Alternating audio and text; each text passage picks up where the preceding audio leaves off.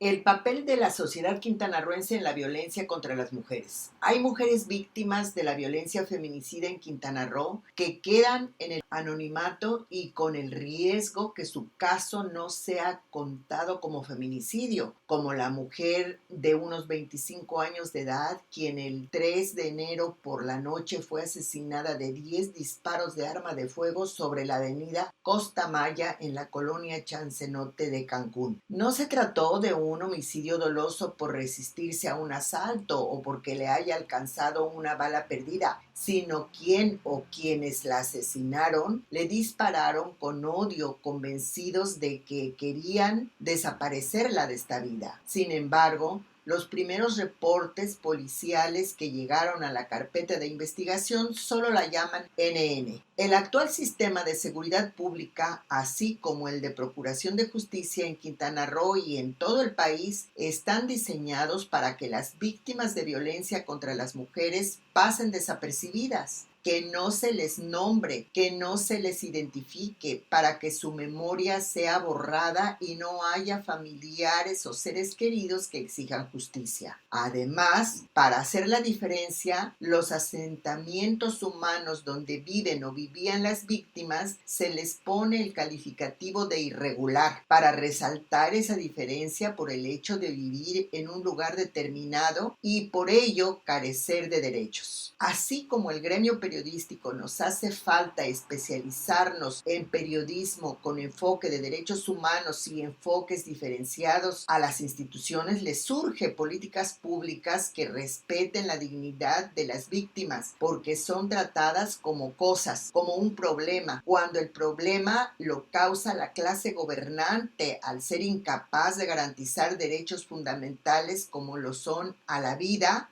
a la integridad física, a la seguridad jurídica y a la justicia. A la falta de políticas públicas y capacitación a trabajadores de medios de comunicación en materia de derechos humanos, se suma la cultura machista y patriarcal de la sociedad mexicana. ¿De dónde salen los feminicidas? Más que de miles de hogares de la sociedad mexicana. Las políticas públicas le corresponden al gobierno diseñarlas y ponerlas en práctica, pero toda política pública, si no surge de la misma sociedad y ésta se encarga de sacarla adelante, de ejecutarla y participar como ciudadanía en el desaprendizaje de los estereotipos de género, seguiremos rumbo al colapso como sociedad. ¿Cuándo se forma un feminicida, un violentador de mujeres? Desde niños, desde adolescentes, desde jóvenes, cuando aún están bajo el cobijo de la institución llamada familia. Ninguna persona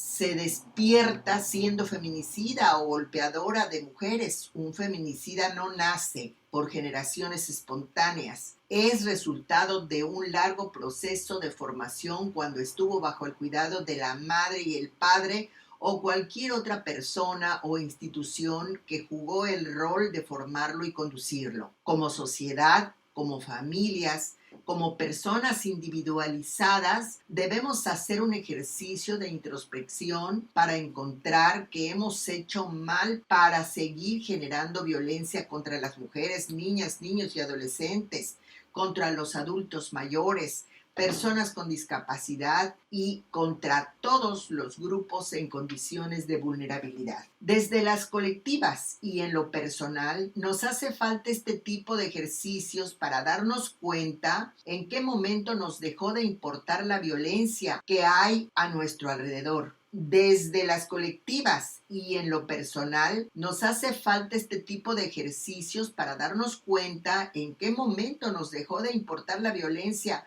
que hay en nuestro alrededor. Ya normalizamos el hallazgo de cuerpos humanos en bolsas o enrollados en una lona o una cobija.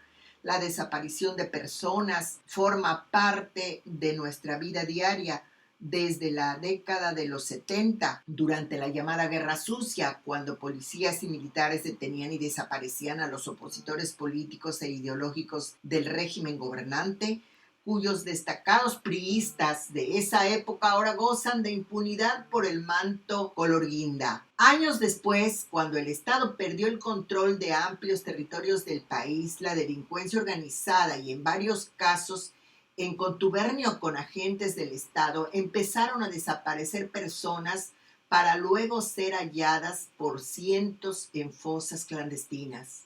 La sociedad mexicana, la quintanarroense, ya están acostumbradas a que las mujeres sean asesinadas, golpeadas, pero solo protestan las madres, las hermanas, los seres queridos de esas víctimas. Por las calles, caminos y carreteras del país se desplazan comandos armados en diferentes tipos de vehículos que en muchos casos superan en tecnología a las policías municipales, pero todos y todas guardamos silencio para que sean las autoridades quienes elegimos por acción u omisión el día de las elecciones las que hagan cumplir la ley y abracen a los delincuentes. Mes tras mes y año tras año, el Secretariado Ejecutivo del Sistema Nacional de Seguridad Pública difunde estadísticas de la incidencia delictiva a nivel nacional y en cada una de las entidades federativas del país, pero esas estadísticas son construidas con la información filtrada y manipulada de las fiscalías estatales, de ahí que las cifras que se contabilizan en el terreno de los hechos no concuerden con las institucionales. Tenemos mucho trabajo por hacer como sociedad. Empecemos por nosotras y nosotros mismos.